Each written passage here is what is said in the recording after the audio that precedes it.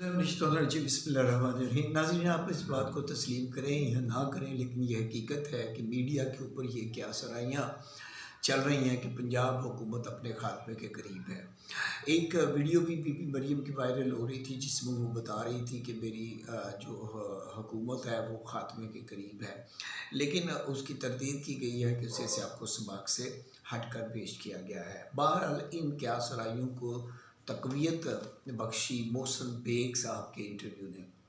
Mohsin bag जो है, उनके बारे में बताता चलूँ कि सीनियर सहाफ़ी हैं और कहा जाता है कि जनरल आसिम मुनीर साहब के साथ उनके ख़ुसूसी तल्लुकात हैं, और ये भी कहा जाता है कि वो निगरान वज़ीर आज़म के तौर पर उनका नाम भी लिया जा रहा है। उन्होंने ये कहा कि पंजाब हुकूमत से इस्टेब्लिशमेंट खुश नहीं है। उसकी वजूहत उन्होंने सबसे पहली वजह जो बताई, वो बताई कि उन्होंने CCD को CCD कंपनी के नाम से पुकारा और कहा कि ये माली मफादात के लिए लोगों का मावरे अदालत जो है वो कत्लेआम कर रहे हैं। बड़े उन्होंने संगीन इल्ज़ाम लगाए। उसमें उन्होंने तीफी भट्ट का भी जिक्र किया और कहा कि उसके साथ भी ऐसा ही किया गया है और माली मफाद के लिए उसको मारा गया है। और उससे ये भी उन्होंने कहा कि कुछ ताकत और हल्के इससे खुश नहीं हैं।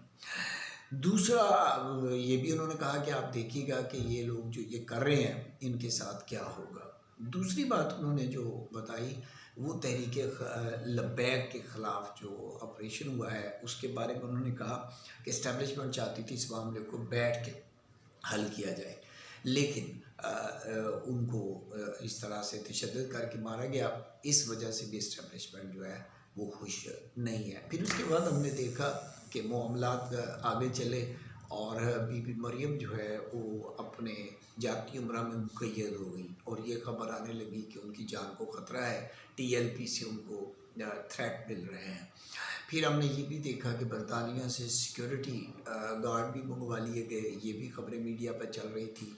फिर उनके लहजे में जो गुरूर तमकनत थी कि मैं मार दूँगी, ये कर दूँगी, वो कर दूँगी, वो आजिज़ी में बदल गया।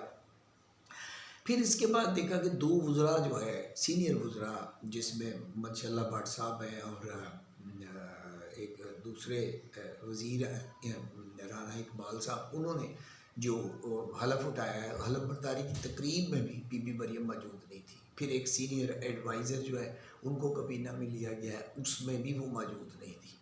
तो अब ये क्या सराहियाँ जो है वो ज़ोर पकड़ती जा रही हैं और ये भी कहा जा रहा है कि हो सकता है चंद दिनों में खान साहब को कोई रिलीफ मिल जाए, जैसे हुकूमत ने PTA से कहा है कि आप एप्लीकेशन दें और हम उन्हें बनिंगाला में शिफ्ट कर देते हैं। तो मुमकिन है कि कोई इलेक्शन कमीशन जो है वो कोई रिलीफ दे दे, कोई हल्का खोल दे।